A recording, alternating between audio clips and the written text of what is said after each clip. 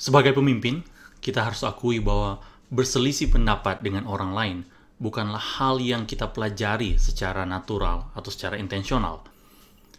Saat kita berselisih pendapat dengan orang lain, kita berasumsi bahwa ya kita bisa berselisih paham saja dan segalanya akan baik-baik saja. Tetapi dalam banyak kenyataan, kita menemukan bahwa situasinya tidak bisa seperti itu. Fakta menunjukkan bahwa banyak konflik terjadi justru karena dimulai dari perselisihan yang sebenarnya dimulai dari hal yang sepele. Nah, karena itu ketika dua orang berselisih pendapat, apa yang harus mereka lakukan supaya mereka bisa menyelesaikan hal tersebut dan mereka bisa kembali kepada pokok permasalahan yang sebenarnya. Nah, sebelum kita lebih lanjut, saya mau memperkenalkan diri terlebih dahulu. Saya Hans Wokas, dan di kanal ini saya senang berbagi hal-hal terkait dengan leadership development maupun self-development.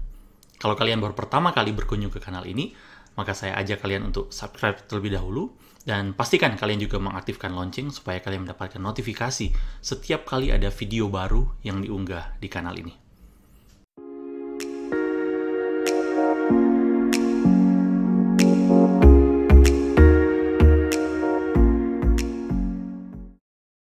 Kita menemukan banyak contoh bagaimana orang berselisih dan akhirnya konflik, terutama di dalam dunia usaha.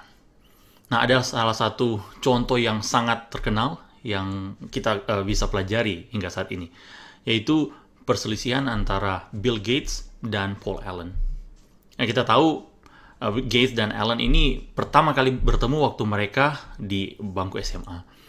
Dan saat mereka kuliah di Harvard, mereka kemudian sama-sama membangun Microsoft. Nah, saat Microsoft kemudian semakin besar, relasi mereka berdua itu menjadi semakin lebih buruk. Ada beberapa hal yang menjadi pemicu mengapa mereka akhirnya berselisih paham. Tapi beberapa literatur menunjukkan bahwa ketika mereka berselisih, mereka bahkan berargumen sampai berjam-jam.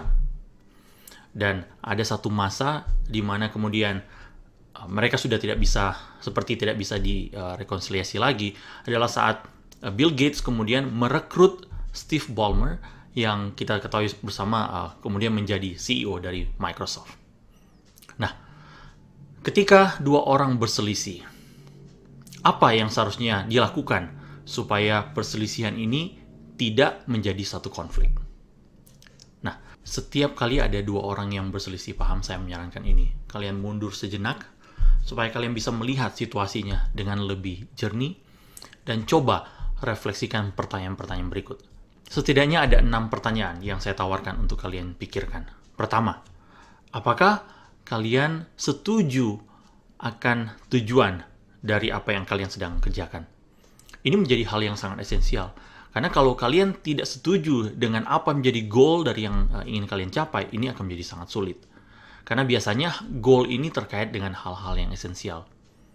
Yang kedua adalah, apakah kalian itu setuju terhadap hal-hal yang sebenarnya termasuk prioritas?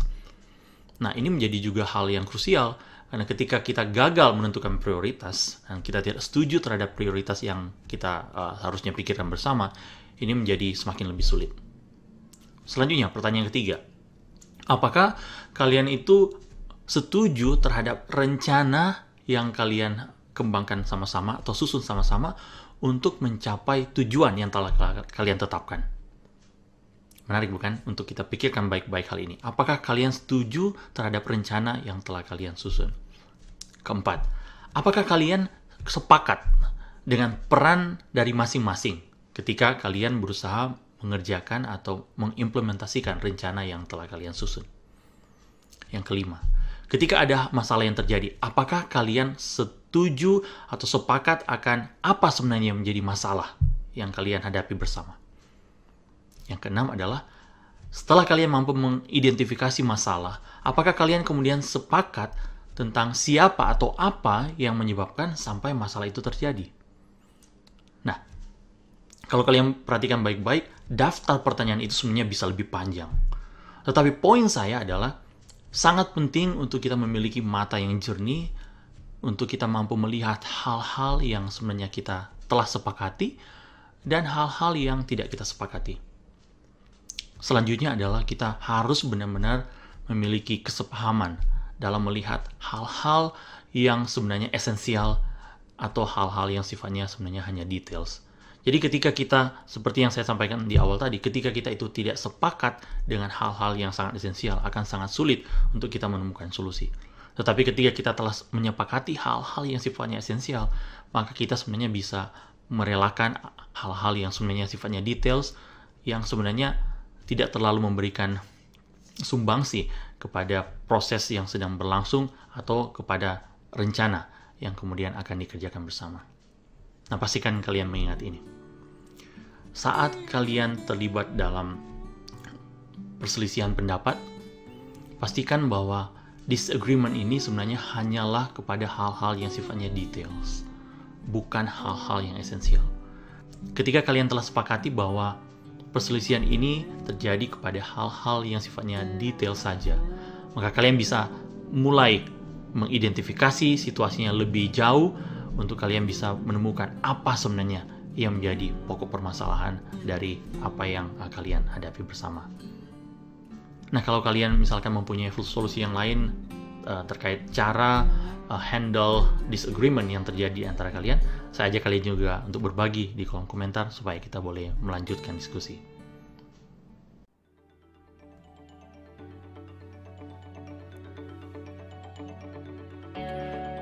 Thanks for joining us this week on Sketch and Angle.